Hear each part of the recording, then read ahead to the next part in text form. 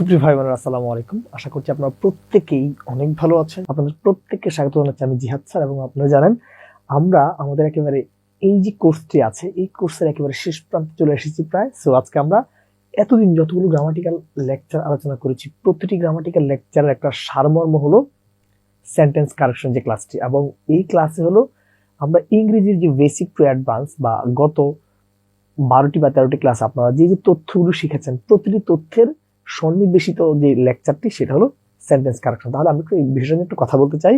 তাহলে চলুন আমরা এখান থেকে একেবারে শুরু থেকে প্রতিটি জায়গা একেবারে ধরে ধরে অ্যাড্রেস করতে চাই। তাহলে দেখেন আমরা একটু কথা বলা শুরু করতে চাই। This is first questions. দেখেন এখানে কি বলা আছে, এখানে বলা আছে ফ্রেইলিটি দ্য নেম ইজ উইমেন। এটা বিশেষ একটা প্রশ্ন। বলা হয়েছে যে ভঙ্গুরতাই হলো নারীর অপর নাম। ঠিক আছে, তো এখানে বলা হয়েছে যে ফ্রেইলিটি নামক যে কথাটা আছে, এই ফ্রেইলিটি শব্দটা কোন পার্টস অফ স্পিচ, আমাদের কাছে এটা জানতে চাইছে।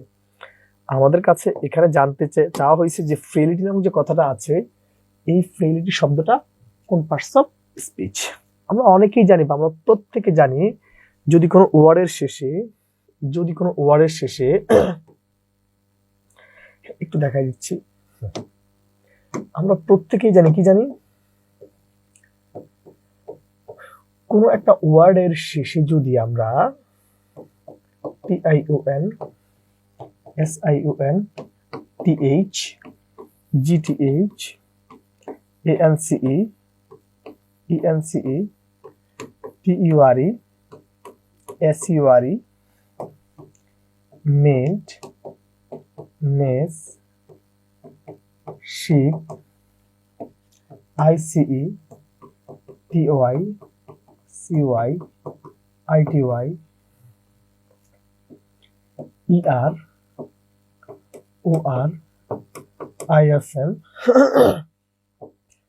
LET, money,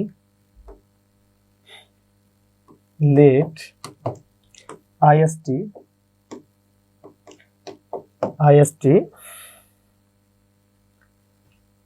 food, sheep।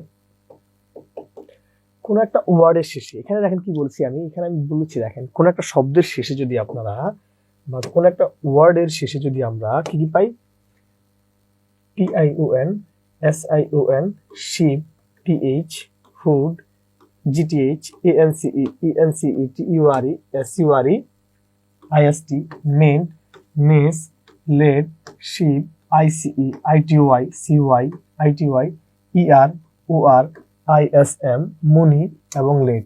মানে কোন একটা শব্দের শেষে যদি আমরা এই তথ্যগুলো পাই, তখন ওই শব্দটাকে বেসিক্যালি নাউন বলা হয়। কি বলা হয়? Noun.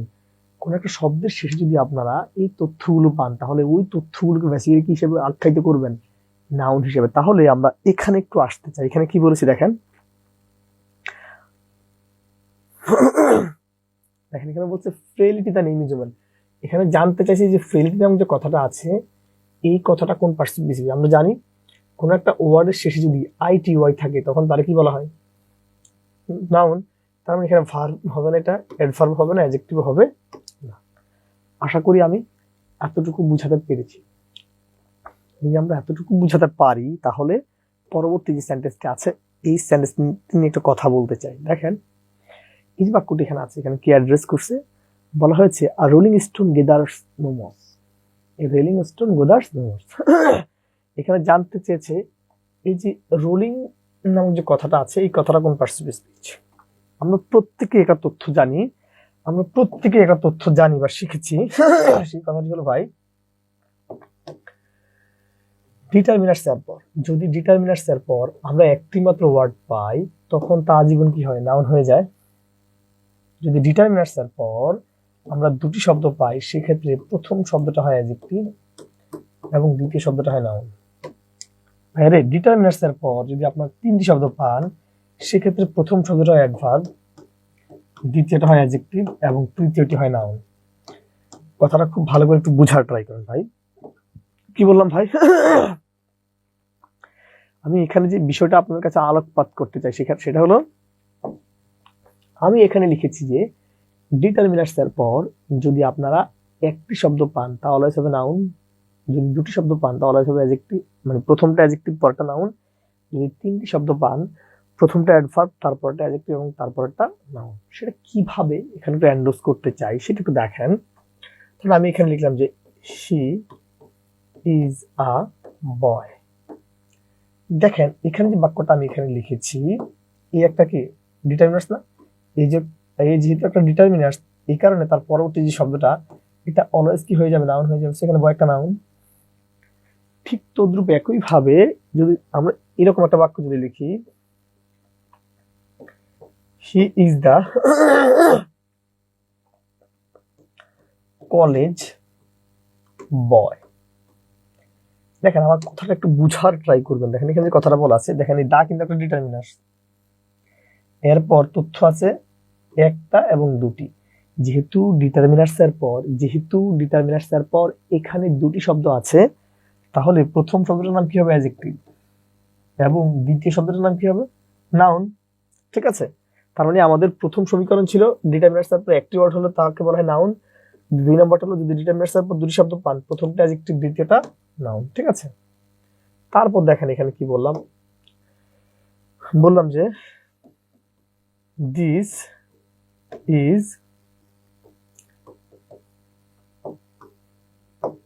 Our new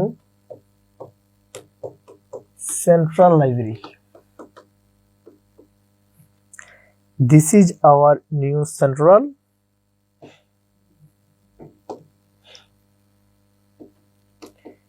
is our new central library. দেখেন এখানে কথাটা বলা আছে সেটা কি ভাইরে, দেখেন এই যে আওয়ার এটা একটা ডিটারমিনার্স, এখানে কি আওয়ার একটা ডিটারমিনার্স না? দেখেন ডিটারমিনার্স এর পর এখানে একটা তথ্য, দুটি তথ্য, তিনটি তথ্য আছে, তাহলে প্রথমটার নাম কি হবে, অ্যাডভার্ব, দ্বিতীয়টার নাম কি হবে, adjective, and last one is noun. তাহলে আমি এখানে যে কথাটা বলছি এটা কি ভাই, আমরা এখানে এতটুকু আলোচনা করে এই কথাটি উপনীত হতে চাই, সেটা হলো যদি ডিটারমিনার্স এর পর আপনি তিনটি মানে একটি মাত্র ওয়ার্ড পান তাহলে কি হবে, নাউন।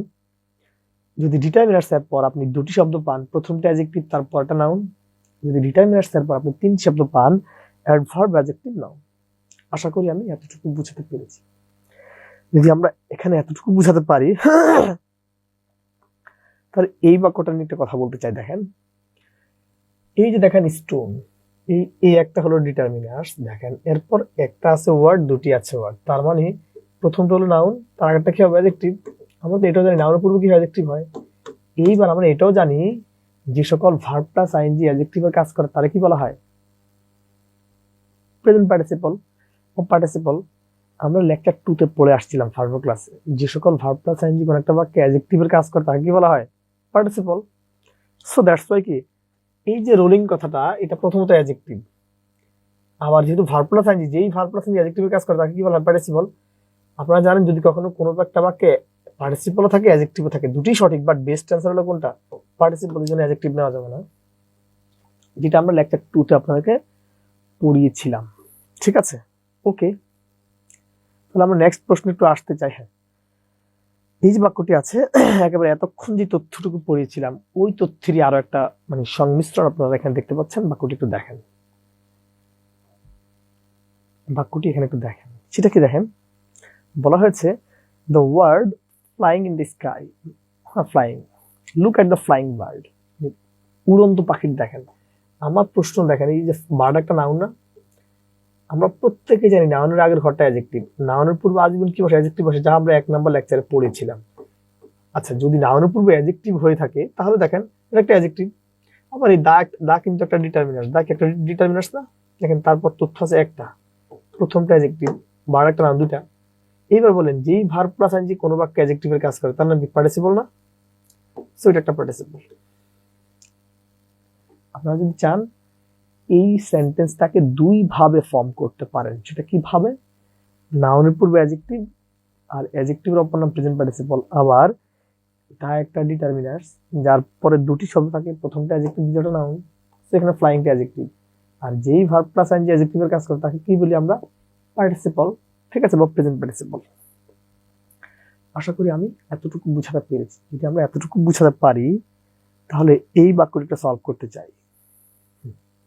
আমি আবার বলছি, আমাদের সেন্টেন্স কারেকশন যে ক্লাসটি, এই ক্লাসটি আপনাকে আপনার কনফিডেন্স বা আত্মবিশ্বাস বাড়ানোর জন্য অনেক বেশি যুগোপযোগী একটা ক্লাস, ঠিক আছে? আশা করি বাক্যটা আপনাদের বলা হয়েছে। দেখেন এখানে কি বলছি, বলছি 3/4 of the work dash finished. আমরা প্রত্যেকে কি জানি বলেন তো? আমরা সবাই তো একটা তথ্য জানি। সবাই কি জানি? আমাদের প্রত্যেকেরই একটা জানা তথ্য হলো, যদি কোনো বাক্যে one of the number of either of neither of each of none of, যদি কখনো কোন একটা বাক্যে আপনারা এই তথ্যগুলো পান, হ্যাঁ দাঁড়ান এখানে, হ্যাঁ সরি, এটা হলো আমাদের এই প্রশ্নটা মূলত হলো ফ্র্যাকশন রিলেটেড। সেটা কি, যদি কখনো কোনো বাক্যে দেখেন এই 1/3 কি পান, 1/3, 2/3, 3/4, 2/5, 2/5, এই যে ভগ্নাংশগুলো, যদি কখনো কোনো বাক্যে এই ভগ্নাংশগুলো যদি পাই বা ফ্র্যাকশন গুলো পাই, সাবজেক্টটা বসাতে হয় এখানকার সাবজেক্ট অনুসারে। অর্থাৎ যদি কখনো কোন একটা বাক্যে আপনারা 1/3, 2/3, 3/4, 1/4 এই রকমের ফ্র্যাকশন বা ভগ্নাংশমূলক তথ্য যদি পান, বা ভগ্নাংশমূলক ওয়ার্ড দিয়ে যদি কখনো কোনো একটা বাক্য শুরু হয়, ওই বাক্যের ভার্বটা বসাতে হয় এখানকার সাবজেক্ট অনুসারে, অর্থাৎ তার পরবর্তী সাবজেক্ট অনুসারে। এটা হলো কৌশলটা। এখন আপনাকে আমি একটা কোশ্চেন সলভ করে এখানে দেখাই। ধরেন এখানে বললাম যে 1/3 of the boy is oblique are honest।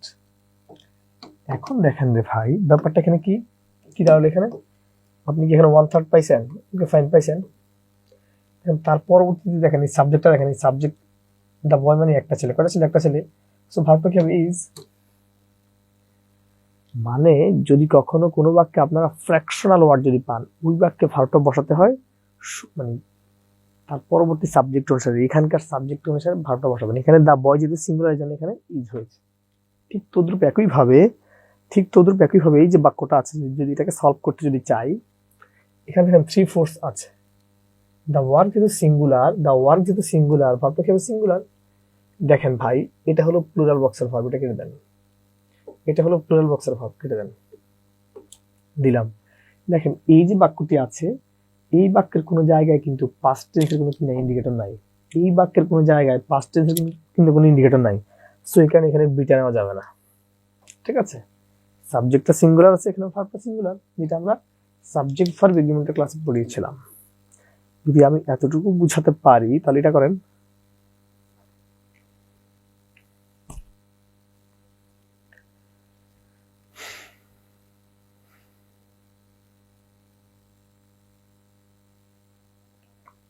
দেখেন এই যে বাক্যটি একটু এখানে আছে, আপনার খুবই কৌশলের সাথে আমরা দেখাবো। দেখেন যদি কখনো কোনো বাক্যে আইদার ডট ডট অর পান,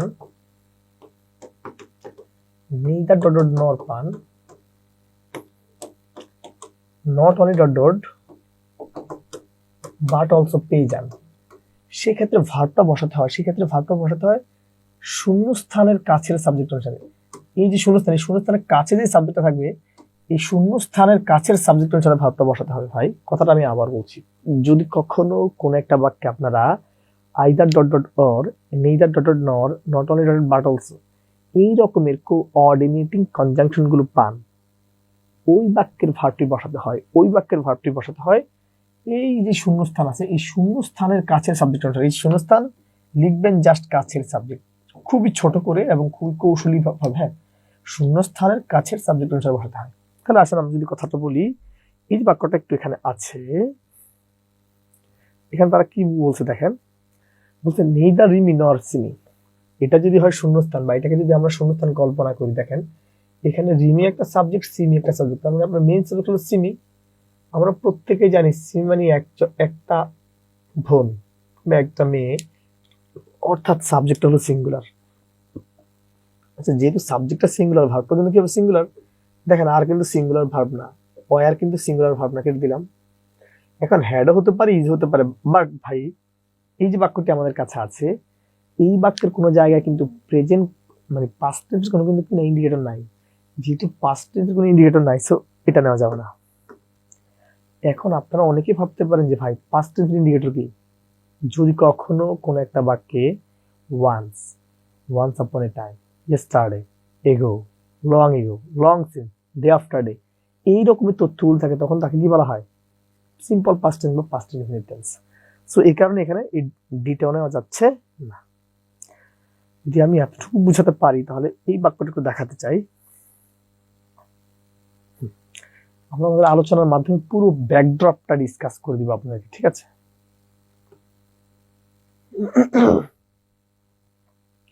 দেখেন এখানে কি বলতে চাইছে, এখানে দেখেন ইফ কথাটা আছে, যেহেতু ইফ কথাটা আছে তার মানে অবশ্যই এটা কি দেন, এটা কন্ডিশনাল। দেখেন এই অংশটুকু টেন্সের দিক থেকে হলো থার্ড কন্ডিশনাল, পাস্ট পারফেক্ট।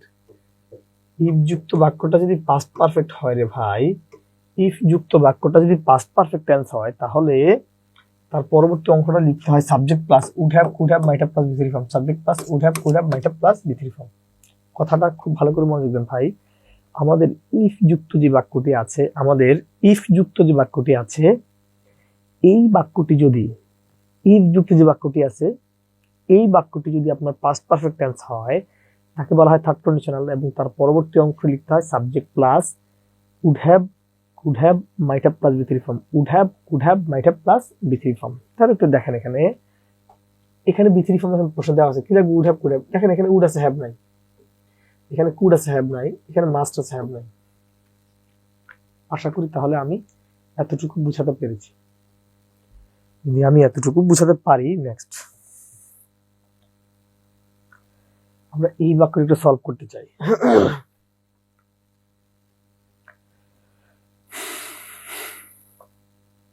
দেখেন যেটাকে এখানেও দেখেন, এই যে যুক্ত বাক্যটা এখানে দেওয়া, দেখেন এখানে কি আছে? Would have, could have, might have plus V three form. একটু আগে এখানে যুক্ত বাক্যটা পাস্ট পারফেক্ট ছিল, আমরা জানি পাস্ট পারফেক্টের অপর নাম V had plus V three. একটু আগে যুক্ত বাক্যটা পাস্ট পারফেক্ট থাকার কারণে আপনারা would have, could have, might have plus V three form পাঠাইছেন। এইবার এখানে প্রশ্নের মধ্যে would have, could have, might have plus V three form দেওয়া আছে। এখানে প্রশ্নে would have, could have, might have plus V three form দেওয়া আছে। তাহলে আমার বের করতে হবে কি? If plus past perfect. তাহলে দেখেন এখানে ইফ আছে, লাগবে পাস্ট পারফেক্ট, আর পাস্ট পারফেক্ট দ্যাট মিন্স কি? Had plus V three. দেখেন এখানে বি থ্রি ফর্মটা দিয়ে রাখছে, তারপরে জাস্ট কি খুঁজতে হবে? হেড খুঁজতে হবে। এখানে কি হেড আছে? এখানে কি হেড আছে? এখানে কি হেড আছে? আশা করি আপনারা আমার এই অ্যাপ্লিকেশনটা যথাযথভাবে ধরতে পেরেছেন। যদি আমি এতটুকু বুঝাতে পারি তাহলে এই বাক্যটা সলভ করবে। আমরা সেন্টেন্স কারেকশনে এমন এমন জায়গাগুলোকে অ্যাড্রেস করছি, জানো কি? আপনার এই ইংরেজিতে আপনার কোশ্চেন সলভ করার যে কনফিডেন্সটা, it has to B build up. ঠিক আছে, ওকে, তাহলে আমরা এই জায়গাটা অ্যাড্রেস করতেছি। দেখেন এখানে কি বলা হয়েছে, দেখেন যদি ইফ যুক্ত বাক্যটা, যদি এই ইফ যুক্ত বাক্যটা পাস্ট ইনডিফিনিট হয়, তারা কি বলা হয়? সেকেন্ড কন্ডিশনাল, এবং তার পরবর্তী অংশ হবে subject plus would, could, should, might plus ভার্বের বেস ফর্ম। অর্থাৎ কি, যদি আমার ইফ যুক্ত বাক্যটা যদি আমার পাস্ট ইনডিফিনিট টেন্স হয়, তাহলে তার পরবর্তী অংশ হবে subject plus would, could, should, might plus ভার্বের বেস ফর্ম। তার মানে দেখেন এখানে ইফ প্লাস এই অংশটুকু টেন্সের দিক থেকে পাস্ট ইনডিফিনিট, আর এই ইফ প্লাস পাস্ট ইনডিফিনিট মানে তারা কি বলে? Second conditional. তাহলে আপনার পরবর্তী অংশ কি লাগবে? Subject plus would have, could have, might have plus V three form, would have, could have, might have plus V three form. আশা করি তাহলে আমরা এতটুকু বুঝাতে পেরেছি। যদি আমরা এতটুকু বুঝাতে পারি তাহলে এই বাক্যটি সলভ করবেন। এবং এখানে প্রতিটি প্রশ্নই দু একটা প্রশ্ন ছাড়া সবগুলো প্রশ্ন কিন্তু বিসিএস আসা প্রশ্ন।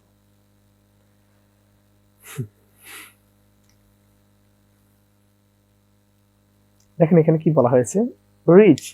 এই দেখেন রাইস, আর রাইস কিন্তু আর কি হতে পারে না, শুকিয়ে হতে পারে না। চাল কি শুকিয়ে হতে পারে?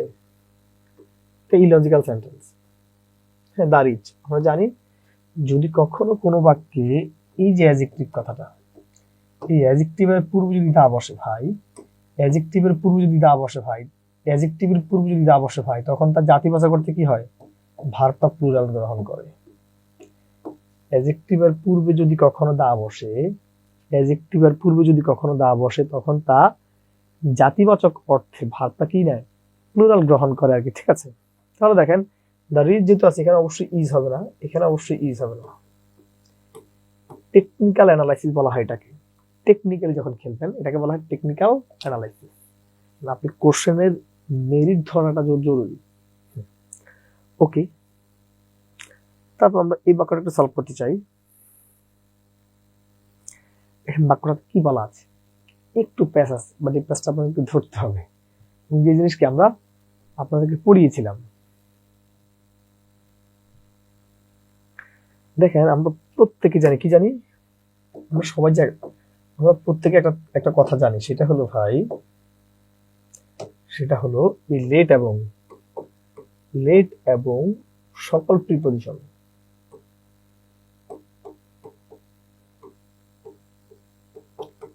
লেট এবং সকল প্রিপজিশনের পর, লেট এবং সকল প্রিপজিশনের পর আজীবন অবজেক্টিভ প্রোনাউন হয়।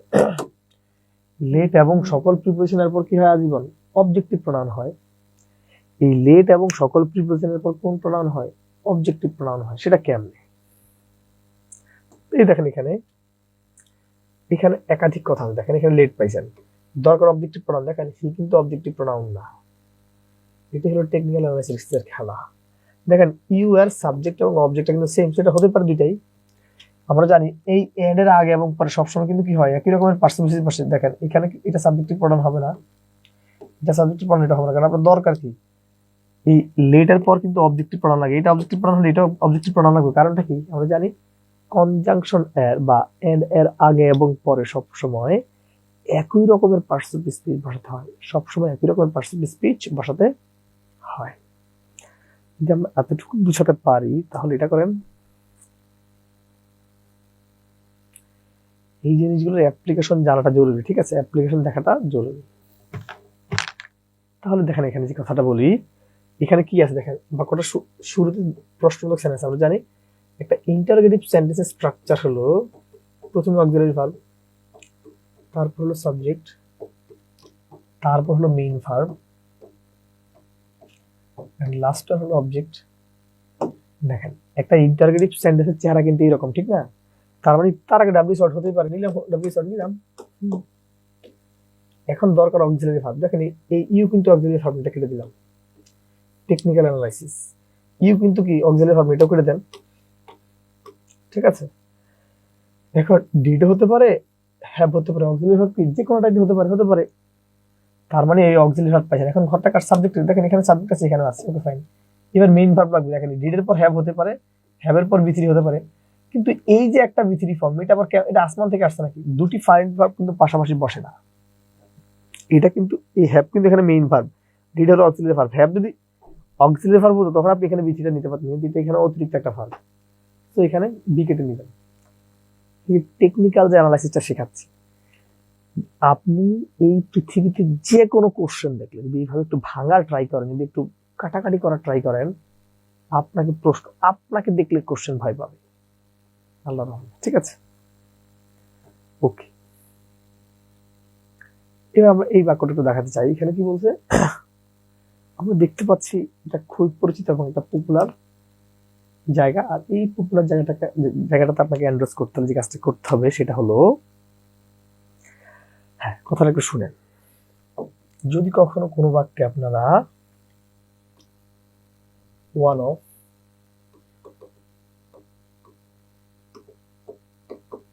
the number of, either of, neither of, each of, none of, যদি কখনো কোনো বাক্যে আপনারা এই তথ্যগুলো পান, তার পরবর্তী নাউন প্রোনাউনটা হবে প্লুরাল, কিন্তু ভাই ভার্বটা হবে singular.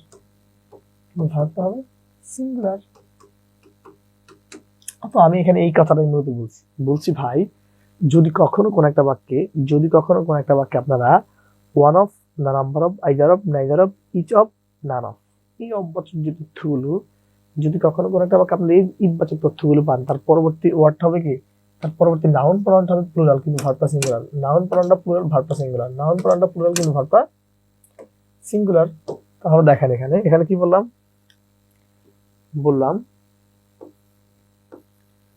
one of the boy oblique boys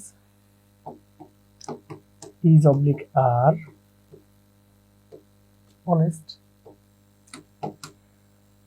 ব্যাপারটা একটু বুঝার ট্রাই করবেন সবাই। এখানে কি বললাম, এই ওয়ান অফ থাকুক, দ্য নাম্বার অফ থাকুক, ইচ অফ থাকুক, আইদার অফ থাকুক, নাইদার অফ থাকুক, নিয়মটা সেম। তার পরবর্তী দেখেন নাউন, এই জিনিসের পরবর্তী নাউন প্রনাউনটা কিন্তু হয় প্লুরাল, সো এখানে বয়টা নেওয়া যাবে না, কিন্তু বয়েজ নিতে হবে। ঠিক তদ্রুপ একইভাবে তার পরবর্তী ভাবটা কিন্তু কি হবে, সিঙ্গুলার, সো এখানে আর নেওয়া যাবে না। তাহলে ভাই কথাটা যদি আমি আবার বলতে চাই, one of, the number of, either of, neither of, each of, এই অবাচক তথ্যগুলোর পরবর্তী নাউন প্রনাউনটা হলো প্লুরাল কিন্তু ভার্বটা হলো সিঙ্গুলার, সেটাই হয়েছে এখানে। তাহলে দেখেন এখানে কি বলছে,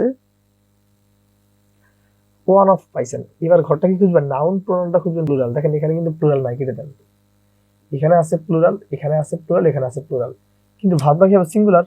এখানে এখানে কিন্তু ভার্বটা সিঙ্গুলার নাই, এখানে কিন্তু ভার্বটা সিঙ্গুলার নাই। এই যে টেকনিক্যাল অ্যানালাইসিস শিখাচ্ছি, আপনি শুধুমাত্র কারেকশন করতেছেন না, আমি কিন্তু আপনাকে একই সাথে কোশ্চেন সলভ করা যে হ্যাকস, যার অপর নাম হলো টেকনিক্যাল অ্যানালাইসিস, এই টেকনিক্যাল অ্যানালাইসিসটা আমি শিখাচ্ছি। আল্লাহর রহমতে আপনি যে কোনো প্রশ্ন সলভ করতে পারবেন দেখে দেখে।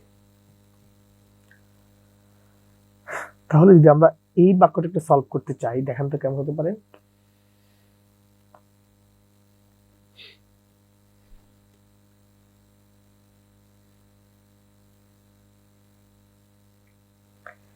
দেখেন আমরা কি জানি, আমরা প্রত্যেকে জানি যে বিখ্যাত নদী, সাগর, উপসাগর, মহাসাগর, দ্বীপপুঞ্জ, অট্টালিকা, জাহাজ, সংবাদপত্র, বই, ছবি, বিখ্যাত মন্দির মানে বিখ্যাত ভবনের পূর্বে কি হয়, দা বসাতে হয় নাকি। তার মানে যে নীল, এটা কিন্তু একটা বিখ্যাত নদী নাকি, নীল সরি নীল যেহেতু একটা বিখ্যাত নদী, নীল যেহেতু একটা বিখ্যাত নদী, অবশ্যই তার আগে কি দরকার, দা দরকার, এখানে দাদা নাই, কেটে দেন, দা আছে, দা আছে, দা আছে, ওকে ফাইন, এতটুকু জানেন। এবার আমরা প্রত্যেকে কি জানি ভাই, এই যে লার্জেস্ট কথাটা যে আছে, লার্জেস্ট, লংগেস্ট, সুপারলেটিভ ডিগ্রি এর আগে আমরা জানি এই দা এর পর সবসময় কি হয়, সুপারলেটিভ ডিগ্রি হয়। তো এখানে সুপারলেটিভ ডিগ্রি আছে কিন্তু দা নাই, এখানে সুপারলেটিভ ডিগ্রি আছে কিন্তু কি নাই, দা নাই, সেই দুইটা আগে কেটে দেন, the plus superlative, the plus superlative এখানে অনুপস্থিত, সেই দুইটা কেটে দেন। আর এখানে তো বিখ্যাত নদীর আগে কি দা হয় নাই, এই জন্য এটা হয় নাই। বিখ্যাত নদীর পূর্বে কি হয়, দা হয়, আর সুপারলেটিভ ডিগ্রির পূর্বে কি হয়, দা হয়। বিখ্যাত নদীর পূর্বে দা এবং সুপারলেটিভ ডিগ্রির পূর্বে দা। ওকে, এই যে বাক্যটা এখানে আছে দেখতে পাচ্ছেন, আমরা এই বাক্যটিতে একটু এন্ডোর্স করতে চাই।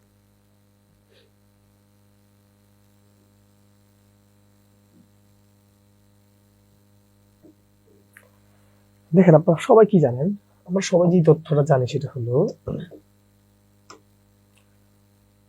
Each every body one thing mean a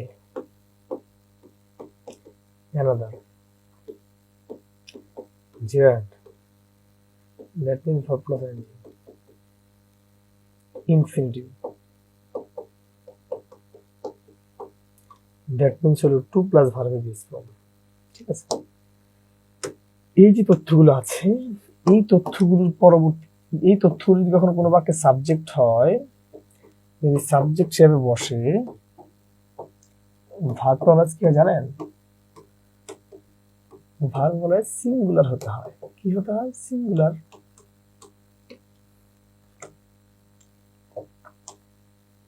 তাহলে ভাই এখানে কি করলাম, বলছি কি ইজ বাচক যে কোনো তথ্য, each of the boy, each of the girl, ইজ বাচক সব শব্দ, এভরি বাচক সকল শব্দ, বডি বাচক যে কোনো শব্দ, ওয়ান বাচক যে কোনো শব্দ, থিং এনিথিং নাথিং সামথিং সকল থিং, মেনি এ বাচক যে কোনো শব্দ, অ্যানাদার বাচক যে কোনো শব্দ, জিরার বাচক যে কোনো শব্দ এবং ইনফিনিটিভ বাচক যে কোনো শব্দ, অর্থাৎ যে কোনো একটা বাক্যের শুরুতে যদি আপনারা এই each, every, body, one, thing, মিনি, জিরার এবং ইনফিনিটিভ এই জাতীয় তথ্যগুলো যদি পান বাক্যের শুরুতে বা বাক্যের সাবজেক্ট হিসাবে, ওই বাক্যটির ভার্বটা জীবন কি হবে? সিঙ্গুলার হবে।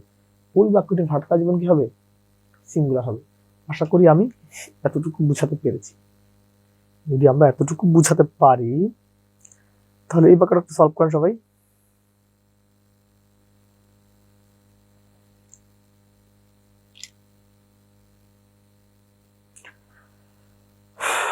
দেখেন আমরা এখানে বডি, এভরিবডি পাইছেন, ঘরটা লাগবে হলো সিঙ্গুলার। দেখেন এটা হলো আর, এটা প্লুরাল আছে, কেটে দেন।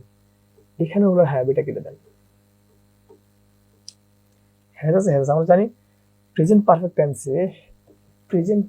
টেন্সে এই হ্যাভ এবং হ্যাজের পর ঘরটা কিন্তু বি3 ঘর। দেখেন এখানে কিন্তু বি3টা নাই, এখানে কিন্তু বি3 এটা আছে ভি2, সেটা এখানে হয়নি। অর্থাৎ অপশন ই হয় নাই, হ্যাজের পর বি3 লাগে এখানে ভার্ব সিঙ্গুলার, এখানে ভার্ব সিঙ্গুলার জন্য হয় নাই। টেকনিক্যাল অ্যানালাইসিসে দেখাবেন। কিভাবে দেখাবেন? টেকনিক্যাল অ্যানালাইসিসের মাধ্যমে। ওকে, তো আমরা এই সেন্টেন্সটা একটু দেখাতে চাই এবং আমি জাস্ট কৌশল দেখাবো, এগুলো পূর্ণাঙ্গ নিয়ম লেখার দরকার নেই, জাস্ট কৌশলে। আগে বাক্যটা একটু দেখেন আপনারা।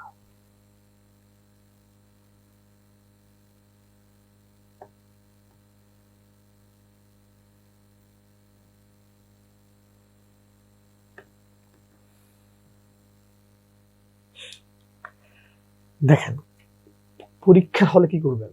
পরীক্ষার হল মানে আর কিছু না। যদি আমি এটাকে এক বাক্যে দেখাতে চাই, বিফোর অর্থ তো আগে নাকি? আপনার সহজ, বিফোর তো আগে। সো মনে রাখবেন আগেরটা হলো পাস্ট পারফেক্ট, আর পরেরটা পাস্ট ইনফিনিট। শুধু এতটুকু মনে রাখেন, বিফোর অর্থ আগে, আগেরটা পাস্ট পারফেক্ট, শুধু আগেরটা পাস্ট পারফেক্ট মনে রাখেন। যদি আফটার পান, যদি কোনো বাক্যে আফটার পান তার মানে পরেরটা পাস্ট পারফেক্ট, পরেরটা যদি পাস্ট পারফেক্ট, আগেরটা পাস্ট ইনফিনিট অটোই হবে। ঠিক আছে, আপনার আগেরটা এটা জানা দরকার নেই, এটা আমি পড়াইছি আগের পর।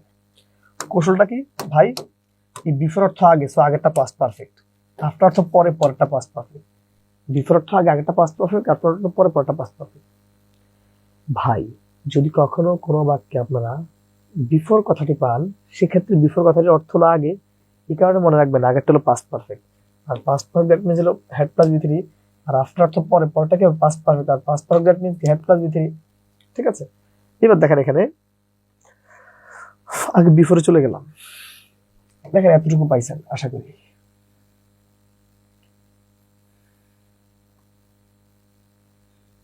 এই বিফোর অর্থ কিন্তু আগে। ভাই যেহেতু বিফোর অর্থ আগে পাইছিনি, তাহলে তার আগেরটা কি কি লাগবে? Past perfect. দেখেন এখানে কিন্তু পাস্ট পারফেক্ট নাই, এখানে কিন্তু পাস্ট পারফেক্ট নাই, এখানে কিন্তু পাস্ট পারফেক্ট নাই। যদি আমার কৌশলটা ধরতে পারেন বা টেকনিক্যাল অ্যানালাইসিসটা ধরতে পারেন, আল্লাহর রহমতে আপনাকে আটকাতে পারবে না কেউ চাকরি বাজারে। শুধু প্রশ্ন সলভ করার যে টেকনিকটা, এটা আয়ত্ত করেন।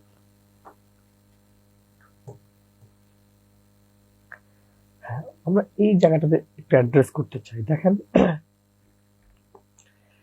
এখানে কি বলা হয়েছে, এই যে বাক্যটি এখানে আছে, এখানে বলা হয়েছে কি দেখেন, কিছুই না, একেবারে কিছুই না। সেই জিনিসটা হলো এখানে দেখেন,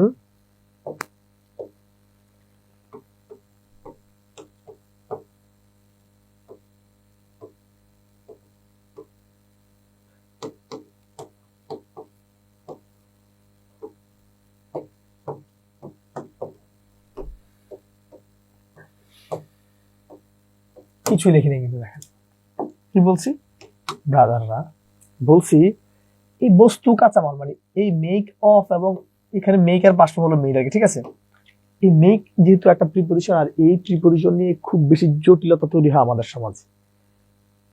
আর এই জটিলতাকে বৃদ্ধাঙ্গুলি দেখার জন্য আপনার কাছে আমার টেকনিকটা দেখেন। কি বললাম? একই এবং ভিন্ন, মানে এই উৎপন্ন কাঁচামাল,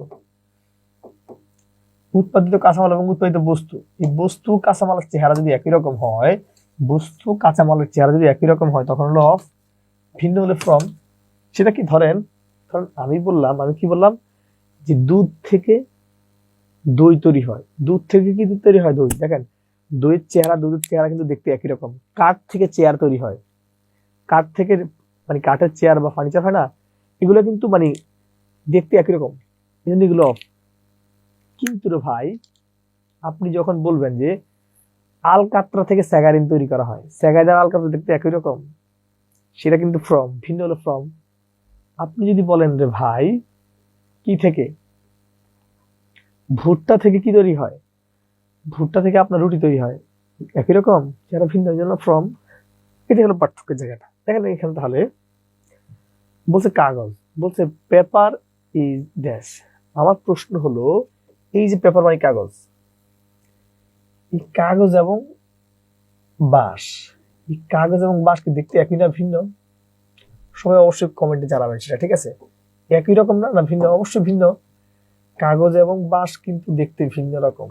যেহেতু কাগজ এবং বাঁশ দেখতে ভিন্ন রকম, ভিন্ন হলে কি হয়? ফ্রম আছে, এটা কেটে দেন, এটা কেটে দেন, এটা কেটে দেন। যদি যারা বা আপনারা যারা এক কথায় বা ইন সেন্স শিখতে চান, বস্তু কাঁচামাল একই হলে অফ, ভিন্ন হলে ফ্রম, একই হলে অফ, ভিন্ন হলে ফ্রম, একই হলে অফ, ভিন্ন হলে ফ্রম।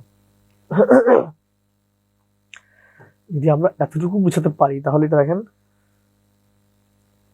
এই বাক্যটি দেখবেন সবাই।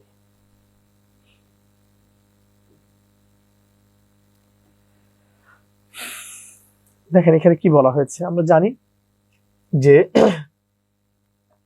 ইউনিক নামক যে কথাটা আছে, এই ইউ এর উচ্চারণটা যদি ভাই ইউ এর মতো হয়, তখন তার আগে কিন্তু এ বসে। আর এই ইউ এর উচ্চারণটা যদি আর মতো হয়, তখন তার আগে এন বসে। দেখেন ইউনিক, ইউ নিজের মতোই আছে, ইউনিক ইউ নিজের মতোই আছে, যেহেতু নিজের মতোই আছে তার মানে কি হবে? অবশ্যই এ লাগবে। তার মানে সবার আগে দেখেন এখানে এ আছে, এটা কেটে দেন। এখানে হ্যাঁ লাগবে হলো এ, দাঁড়ান সরি, হ্যাঁ কি কাটবেন? এনটা কেটে দেন, এখানে এনটা কেটে দেন। হ্যাঁ এ হতে পারে, এ হতে পারে, তা তো হতেই পারে। কিন্তু ভাই কিছু কিছু ওয়ার্ড আছে, এই সকল শব্দের কোনো কি হয় না, সুপারলেটিভ ফর্ম হয় না। সো এই যে মোস্ট, এই মোস্ট কথাটা ওই জন্য হবে না, ঠিক আছে? আবার এ ভেরি বলে কোনো কথা নাই ভাই, এই ভেরি বলে কোনো কথা আসলে নাই। এই জন্য এখানকার অ্যান্সারটা কি হবে? This is a unique case, this is a unique case. Okay, যদি আমরা এতটুকু বুঝাতে পারি, এই বাক্যটাকে দেখেন, এবং এই সেন্টেন্সটার মতো আমরা নিয়ম পড়িয়েছিলাম। এই সেন্টেন্সের মতো হুবহু একটা বাক্য আপনাদেরকে আমরা মানে এই নিয়মের একটা বাক্য বা হুবহু একটা সেন্টেন্স আমরা আপনাদেরকে পড়িয়েছিলাম। সেটা কি দেখেন, ওয়ান অফ, দেখেন বাক্যটা পড়ে দেখেন, এখানে বলছে নিচের কোনটা ভুল, এই ভুল অংশটুকু সাইন করার জন্য ওকে ফাইন করবো। ওয়ান অফ যেহেতু পাইছেন, তার পরবর্তী নাউন প্রনাউনটা খোঁজার আছে কিনা প্লুরাল। এখানে রিকমেন্ডেশন দরকার প্লুরাল, এখানে একটা এস দরকার আসছে নাই, সেটা কেটে দেন। তারপর দেখেন ভার্বটা আছে কিনা সিঙ্গুলার, দেখেন এখানে ভার্বটা সিঙ্গুলার আছে, সব ঠিক আছে, এখানে একটা এস দরকার, এটাই ভুল। বলছে ভুল অংশটুকু সাইন করতে, কি অংশটুকু? এই বাক্যের ভুল যে অংশটা আছে, এই ভুল অংশটুকু আমাদেরকে সাইন করতে বা বের করতে এখানে বলা হয়েছে, আর কিছু না। ওকে,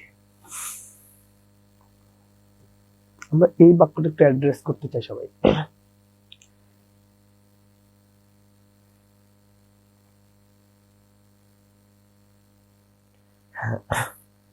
তার আগে আমি একটা নিয়ম দেখাতে চাই, সেটা একটু জানার আপনারা সবাই। আমরা জানি যে ভাষার পূর্বে, দেখেন এই ভাষার পূর্বে কিন্তু আর্টিকেল হয় না, কিন্তু জাতির পূর্বে দা লিখতে হয়। ভাষার পূর্বে কিন্তু আর্টিকেল বসে না, কিন্তু জাতির পূর্বে কি লিখতে হয়? দা লিখতে হয়। এই যে এতটুকুই। আমি কিন্তু অ্যাপ্লিকেশন বা টেকনিক্যাল অ্যানালাইসিস দেখাচ্ছি, আপনি ক্লাসে এই জিনিসগুলো বিস্তারিত ভাবে পড়েছেন, বা আমরা ওই টপিক্স এর ক্ষেত্রে আর্টিকেলের পড়ানোর সময় সব তথ্য বলছি, কিন্তু এখন হলো আপনার কৌশলটা। তার মানে জাতির পূর্বে দা, ভাষার পূর্বে ক্রস, জাতির পূর্বে দা, ভাষার পূর্বে ক্রস। Okay fine. বলতে শি স্পিক্স ইংলিশ, দেখেন এই যে সে ইংলিশে কথা বলে, এতটুকু যে তথ্য আছে, এটা কিন্তু একটা কি ভাষা না? সে বাংলা কথা বলে, এটা একটা ভাষা। কিন্তু আমরা জানি ভাষার পূর্বে কি আর্টিকেল বসে, তার মানে এখানে দা নেওয়া যাবে না, এখানে দা নেওয়া যাবে না, কারণ আমরা কি জানি ভাষার পূর্বে আর্টিকেল বসে না। সেই দুটো কেটে দিলাম, ঠিক আছে? আমরা কি বলছি? ভাষার পূর্বে কখনোই আর্টিকেল বসে না।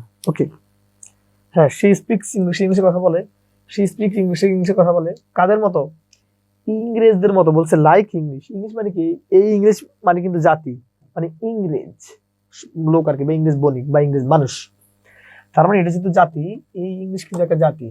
আর জাতির পূর্বে কি বসে? দা বসে। এখানে কিন্তু কোনো দা নাই, এই কেটে দেন। এখানে like the English, like the English. আর জাতির পূর্বে কি বসে? দা বসাতে হয়। আশা করছি ভাই বোনেরা আমি আপনাদেরকে এই জায়গাটুকু অ্যাড্রেস করতে পেরেছি। যদি আমি এতটুকু বুঝাতে পারি, যদি আমরা এতটুকু বুঝাতে পারি, তাহলে এটা করেন,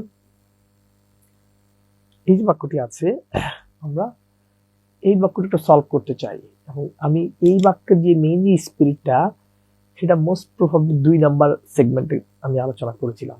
দেখি তাহলে এতটুকু দেখি তো।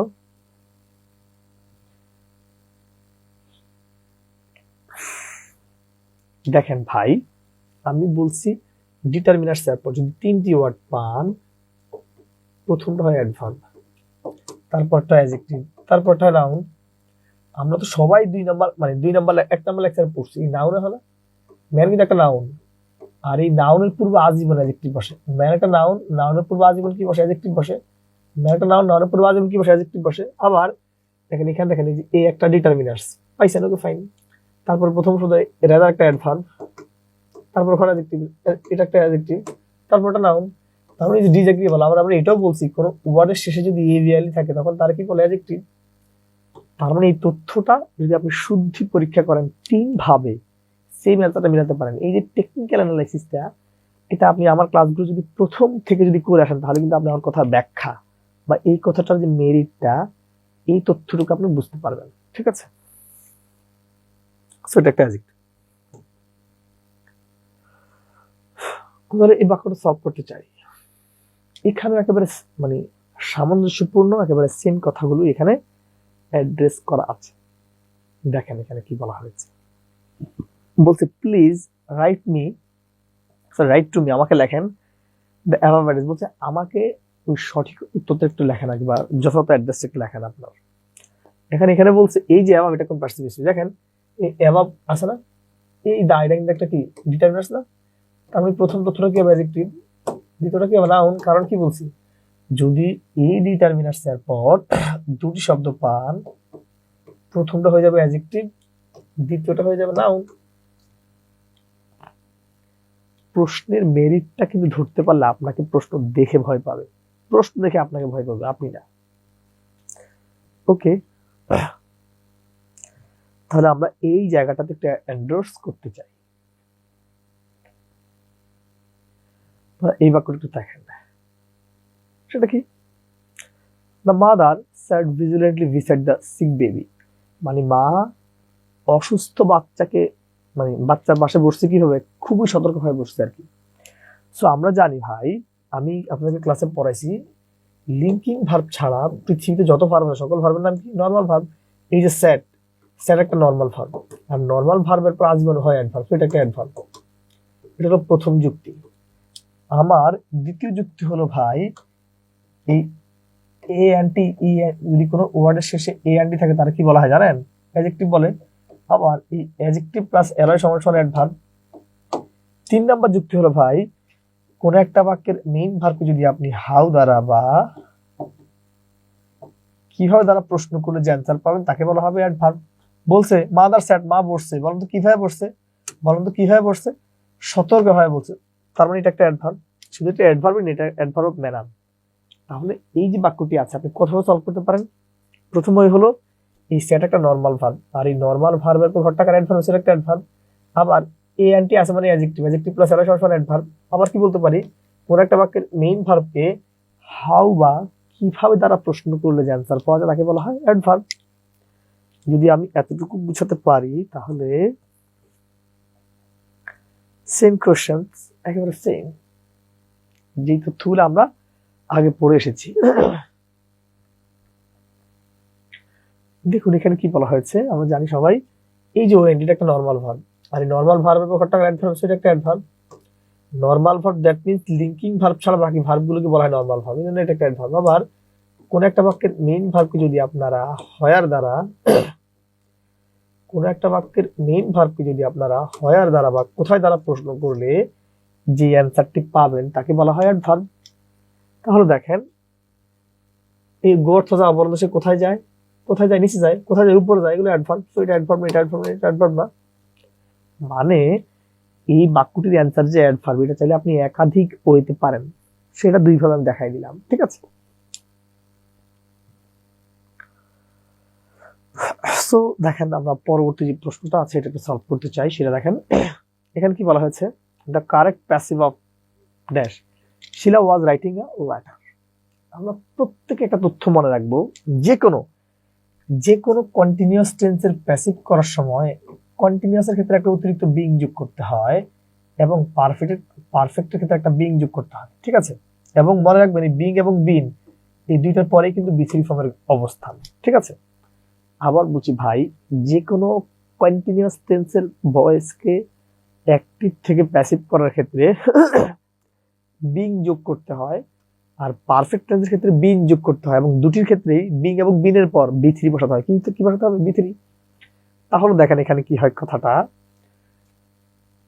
এই হলো সাবজেক্ট, এই হলো ভার্ব, আর এই লেটার হলো অবজেক্ট, ঠিক আছে। তারপরে প্রথম কাজ কি, লেটার নিয়েছেন। এখন ঘরটা কি, বাক্যটা পাস্ট টেন্স ওয়াজ, লাগবে বিং, এখানে বিং নাই, এখানে বিং নাই, বিং এর পর বি3 ফর্ম হয়, এখানে বি3 ফর্মটা নাই। এটা হলো পুরো বেসিক আলোচনা। যদি আমাকে যদি বলা হয় যে পরীক্ষা হলে কি করবেন, পরীক্ষা হলে কন্টিনিউয়াস বিং খুঁজবেন, এখানে বিং আছে, বিং এর পর বি3 লাগবে, এখানে বি3 নাই। যারা বেসিক কথাগুলো বুঝবেন আমার, বা যারা প্রতিটা ক্লাস একেবারে মনোযোগ দিয়ে শুনছেন, আল্লাহ পাক যদি চায় ইংরেজির ক্ষেত্রে আপনি মানে জিরো টলারেন্স নিতে হয়ে যাবে। আপনি যাকে ভয় পেতে না দিন, আল্লাহর রহমতে আর কখনো ইংলিশে ভয় পাবেন বলে বিশ্বাস পাবেন না কখনো, ঠিক আছে। এতটুকু বলতে পারি। তো যদি এই বাক্যটা সলভ করতে চাই, দেখেন কি বলছে এখানে, ওপেন দ্য ডোর। আমরা জানি ইম্পারেটিভের ক্ষেত্রে অ্যাক্টিভের চেহারা হলো মেইন ভার্ব প্লাস অবজেক্ট, আর প্যাসিভের চেহারা কি, প্রথমে লেট, তারপর অবজেক্ট, তারপর বি, তারপর হলো বি3। এই তো তার মানে এখানে বলছে open the door, main verb বাক্যটা শুরু আছে, কি দরকার, লেট দরকার, এখানে লেট নেই কেটে দেন, এখানে লেট নেই কেটে দেন, লেট আছে, অবজেক্ট আছে, তারপর কি লাগবে, বি এ লাগবে, দিলাম বি, লাগবে বি3 আছে, এই বাই এবং ইউ, এটা তো দরকার নাই। আপনাকে তো কেউ অতিরিক্ত কোনো তথ্য লিখতে বলে নাই, বলে নাই। কথাটা আবার বলি ভাই, একটা ইম্পারেটিভের অ্যাক্টিভের চেহারা হলো মেইন ভার্ব প্লাস অবজেক্ট, আর কোন একটা ইম্পারেটিভ সেন্টেন্সকে অ্যাক্টিভ থেকে প্যাসিভ করার ক্ষেত্রে প্রথমে হলো লেট, তারপর অবজেক্ট, তারপর বি, তারপর হলো বি3 ফর্ম। যদি আমি এতটুকু বুঝাতে পারি তাহলে এটা করেন। আমরা প্রতিটি জায়গায় অ্যাড্রেস করতেছি, ঠিক আছে, গ্রামারের প্রতিটি জায়গায় অ্যাড্রেস করে দিচ্ছি। বলা হচ্ছে হু ইজ কলিং মি, দেখেন এখানে আছে হু, যেহেতু হু নামক কথাটা আছে, আমরা জানি হু থাকে কি বসে, বাই হুম বসে। বাকি অংশ আমাদের আগের মতোই, দেখেন হু আছে মানে বাই হুম লাগবে, এখানে বাই হুম কেটে দেন, by whom by whom by whom. বাক্যটা যেহেতু ইন্টারগ্রেটিভ সেন্টেন্স, তারপর হলো ঘরের অক্সিলারি ভার্বের ঘর। দেখেন এখানে কিন্তু অক্সিলারি ভার্বটা নাই, কেটে দিলাম, এম লাগবে, কারণ এর সাথে এম লাগবে। বাক্যটা যদি কন্টিনিউয়াস, কি খুঁজবেন, বিং খুঁজবেন, বিং নাই। এটা হলো বেসিক আলোচনা। কিন্তু রে ভাই, যেহেতু বাক্যটা কন্টিনিউয়াস, পরীক্ষা হলে কি করবেন, যেহেতু বাক্যটা কন্টিনিউয়াস, কি খুঁজবেন, শুধু বিং খুঁজবেন। বিং আছে, বিং তো নাই, তো বিং নাই মানে তো আমার কিছু করার নাই, ঠিক আছে। আমরা এই বাক্যটা সলভ করতে চাই।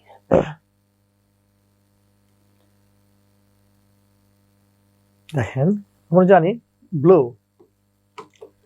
অর্থ উড়ে যাওয়া, এই ব্লো নিয়ে দুইটা জিনিস আছে, মিথ আছে দুইটা।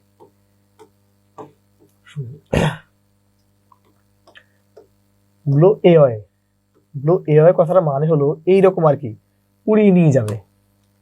সেটা কি, ধরেন এটা একটা গাছ, ঠিক আছে, ঝড়ের কারণে এই গাছের এই ডালটা এই যে এখানে উড়ে চলে যাবে।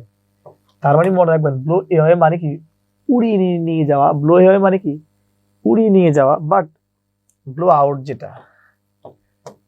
দ্যাট মিনস নিভে যাওয়া। ব্লো আউট মানে কি, নিভে যাওয়া। ব্লো আউট মানে কি হবে, নিভে যাবে, একবার বন্ধ হয়ে যাবে। বলছে দ্য লাইটটি হ্যাভ বিন ব্লোন, মানে বন্ধ, হ্যাভ বিন ব্লোন ড্যাশ হয়েছে, বাই স্ট্রং উইন্ড বলছে তীব্র বাতাসে বাতি কি উড়ে যেতে পারে? বাতি কিন্তু উড়ে না, হয়তো গাছের ডালপালা বা আপনাদের ঘরের টিন বা বিল্ডিং বা অনেকের জিনিসপত্র উড়ে যেতে পারে, কিন্তু বাতি কিন্তু উড়ে না। বাতি কি হয়? নিভে যায়। তার মানে ব্লো আউট অর্থ কি? নিভে যাওয়া। ব্লো আউট অর্থ কি? নিভে যাওয়া। ঠিক আছে, তারপর আমরা আরো একটা নিয়ম একটু অ্যাড্রেস করতে চাই, সবাই একটু দেখেন। সেটা কি? দেখেন এখানে আছে অ্যাজ সুন অ্যাজ। আমরা প্রত্যেকে জানি এই অ্যাজ সুন অ্যাজ কথাটির অর্থ হলো যেই মাত্র। অ্যাজ সুন অ্যাজ কথাটির অর্থ হলো যেই মাত্র। এই ক্ষেত্রে আগে পরে সবসময় পাস্ট ইনফিনিট হয়। এটাও আগেরটাও পাস্ট ইনফিনিট, পরেরটাও পাস্ট ইনফিনিট। কথাটা ভালো করে বুঝেন ভাই। বলছি অ্যাজ সুন অ্যাজ নামক যে কথাটি আছে, এই অ্যাজ সুন অ্যাজ এর আগে এবং পরে সবসময় সিম্পল পাস্ট টেন্স বসাতে হয়। ঠিক আছে, তাহলে দেখেন এই যে ওপেন ডেন্ট, এটা কিন্তু পাস্ট টেন্সে আছে। তাহলে আগেরটা যেহেতু পাস্ট টেন্সে আছে, তাহলে পরেরটা কি লাগবে? পাস্ট ইনফিনিট লাগবে। এটা কি পাস্ট ইনফিনিট আছে ভাই? এটা কি পাস্ট ইনফিনিট আছে ভাই? এটা কি পাস্ট ইনফিনিট আছে ভাই? কারণ আমার এখানে মেরিটটাই ছিল অ্যাজ সুন অ্যাজ এর ক্ষেত্রে আগে এবং পরে সবসময় পাস্ট ইনফিনিট লাগবে। আগে এবং পরে সবসময় কি লাগবে? পাস্ট ইনফিনিট লাগবে। যদি আমরা এতটুকু বুঝাতে পারি,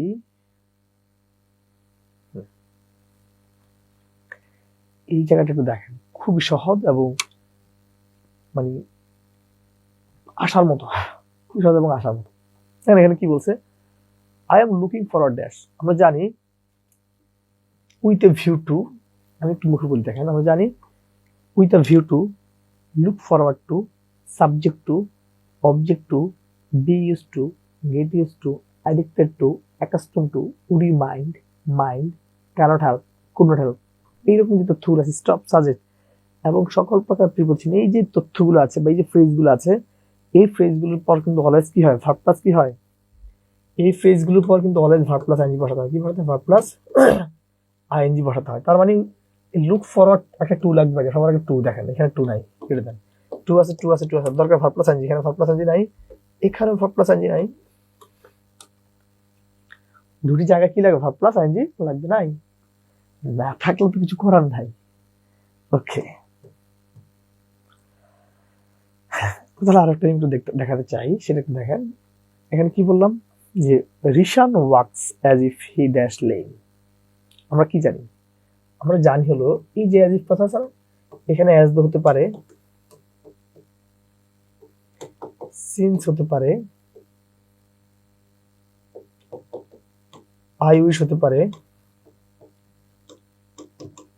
উড দ্যাট হতে পারে, ফ্যান্সি হতে পারে। মানে এই অ্যাজ ইফ, অ্যাজ দো, অ্যাজ সিন্স, এই যে তথ্যগুলো আছে, এই তথ্যগুলোর আগের অংশ যে কোনো প্রেজেন্ট টেন্স হবে। এই তথ্যগুলোর আগের অংশ যে কোনো প্রেজেন্ট টেন্স হলে পরেরটা পাস্ট ইনডেফিনিট, যদি আগেরটা পাস্ট ইনডেফিনিট হয় পরেরটা পাস্ট পারফেক্ট টেন্স। ব্যাপারটা একটু বুঝেন ভাই। এখানে কি বলছি? এখানে আমি যেটা বলতে চাইছি সেটা হলো যে as if, as though, since, I wish, would that, fancy, এই যে তথ্যগুলো আছে, এই তথ্যগুলোর আগের অংশ যদি যে কোনো প্রেজেন্ট টেন্সের হয়, তাহলে পরেরটা হবে পাস্ট ইনডেফিনিট, আর আগেরটা যদি পাস্ট ইনডেফিনিট হয় পরেরটা পাস্ট পারফেক্ট। ওকে, এখানে অ্যাজ ইফ পাইছেন, দেখেন তার একটা আছে কিসে? এটা আছে প্রেজেন্ট ফর্মে। তার মানে পরেরটা হবে পাস্ট ইনডেফিনিট, এটা পাস্ট ইনডেফিনিট না, এটা পাস্ট ইনডেফিনিট, এটা পাস্ট ইনডেফিনিট না।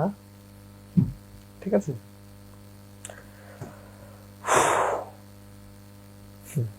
আমরা এইরকমের আরো একটা তথ্য আগে পেয়েছিলাম, একেবারে সেম সেম ক্যাটাগরি আরো একটা প্রশ্ন আগে পেয়েছিলাম। দেখেন এখানে কি আছে? আইটিওয়াই আছে।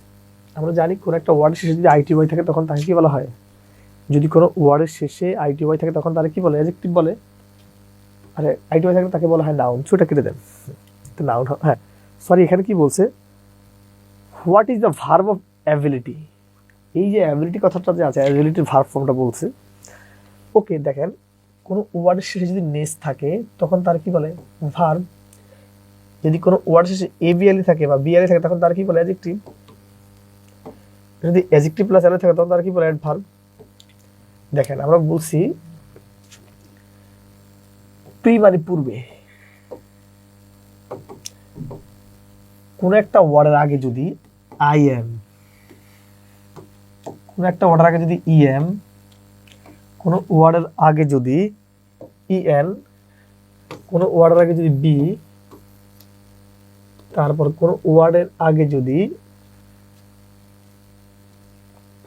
ডি, কোন একটা ওয়ার্ডের আগে যদি এই তথ্যগুলো থাকে তখন ওই শব্দটা হয় ভার্ব সাধারণত। কোন একটা ওয়ার্ডের আগে যদি ইএম, যেমন আমি যদি বলি প্রেস, দেখেন প্রেস মানে কিন্তু সংবাদপত্র, তার আগে যদি ইন কথা লাগাই দেন ইমপ্রেস, সেটা ভার্ব হয়ে যায়। ওই দেখেন এই বল, এটা একটা কি অ্যাডজেক্টিভ না, তার আগে যদি এই ইয়ান কথাটা লাগাই দেন তখন তা ভার্বে পরিণত হয়। দেখেন এই যে ইয়ান আছে, সো এই যে এই বল কথাটা আছে, এই বলের ভার্ব ফর্ম কি অ্যানাবল, নাউন ফর্ম হলো অ্যাবিলিটি। দেখেন ভাই এখানকার এই আলোচনাটা ফলপ্রসূ কিনা এটা কিন্তু বুঝার জিনিস, আপনি চাইলেও কি হুট করে মুখস্থ করে ফেলবেন, ব্যাপারটা কিন্তু এমন না। বিউটিফুল, এখানে কি বলছে ভাই, what is the noun of beautiful? আমরা জানি বিউটিফুল, ফুল আছে মানে অ্যাডজেক্টিভ। দেখেন কোনো ওয়ার্ডের শেষে যদি আইএফওয়াই থাকে তখন তারে বলে ভার্ব, ও ইউএস থাকলে তাকে বলে অ্যাডজেক্টিভ, আর এই অ্যাডজেক্টিভ প্লাস অ্যালয় থাকলে তারা কি বলে অ্যাডভার্ব, আর এই পিওয়াই সিওয়াই থাকলে তা কি হয় নাউন হয় না, চাইছে নাউন। এখন নাউন না ছিল ভার্ব ছিল ভার্ব অ্যান্সার করতেন, অ্যাডজেক্টিভ চাইলে অ্যাডজেক্টিভ অ্যান্সার করতেন, অ্যাডভার্ব চাইলে অ্যাডভার্ব অ্যান্সার করতে পারতেন। আমার কাছে হলো অ্যাপ্লিকেশনটা জানানো।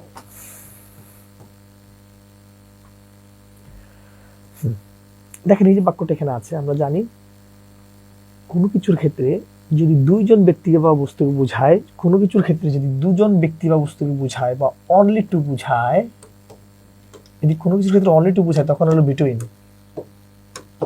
আর যদি মোর দেন টু বা দুই প্লাস বোঝায়, যদি কোনো বাক্যে দুইয়ের অধিক বোঝায়, অনলি টু বোঝালে বিটুইন, এবং মোর দেন টু এবং। অর্থাৎ যদি কখনো কোনো বাক্যে শুধুমাত্র দুজন ব্যক্তি বা বস্তুকে বোঝায় তখন হলো বিটুইন, আর মোর দেন টু এবং। হি ডিভাইড দ্য মানে হি টাকা ভাগ করছে, দেয়ার দ্য টু চিলড্রেন, দুটা বাচ্চার মধ্যে, দেখেন টু চিলড্রেন স্পষ্ট করে বলে দেওয়া আছে, তো কি হবে এখানে বিটুইন, কি হবে বিটুইন হবে, ঠিক আছে। তারপর দেখেন আমরা এখানে যে বাক্যটা এখানে পেয়েছি, এখানে খুবই সহজ একটা জায়গা আছে, একটু দেখেন এখানে যদি আমরা অ্যাড্রেস করতে চাই, দ্য ম্যান ডাইড ড্যাশ, আমরা মরা পাস মরা একটু দেখাতে চাই, সেটা একটু দেখেন। এই যে ডাই, দেখেন ডাইথ্র, ডাইথ্র মানে অর্থ অবহেলা, মানে অবহেলায় মারা যাওয়া, ঠিক আছে। ডাই ফর মানে দেশের জন্য, ডাই বাই অ্যাক্সিডেন্টে, অ্যাক্সিডেন্ট বা সুইসাইড, ডাই ইন অভাব বা শান্তিতে মারা যাওয়া, ডাই অফ পৃথিবীর যে কোনো রোগে মারা যাওয়া, ডাই ফ্রম অতিরিক্ত কারণ।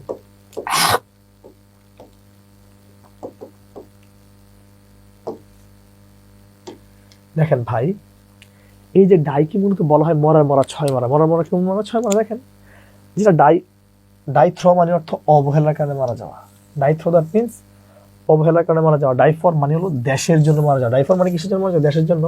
ডাই বাই অ্যাক্সিডেন্ট বা সুইসাইড করে মারা যাওয়া, ডাই বাই মানে কি অ্যাক্সিডেন্ট বা সুইসাইড করে মারা যাওয়া। ডাই ফ্রম অতিরিক্ত কোনো কারণে মারা যাওয়া, ডাই অফ কোনো রোগে মারা যাওয়া, ডাই ইন অভাব বা শান্তিতে মারা যাওয়া। ডাই ইন মানে কি অভাব বা শান্তিতে মারা যাওয়া, ডাই ইন মানে অভাব বা শান্তিতে মারা যাওয়া। যদি এতটুকু দেখা হয়, দ্য ম্যান ডাইড মারা গেছে ওভার ইটিং, অতিরিক্ত খাওয়ার কারণে।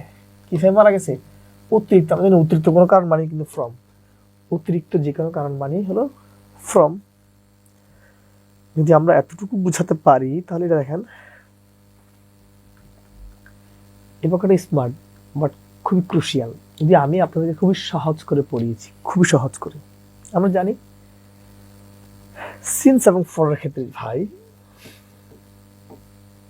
এই ফরের পর হয় সংখ্যাবাচক শব্দ,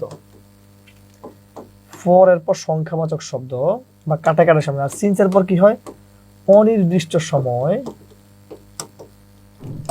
বা শুরুর সময় হয়।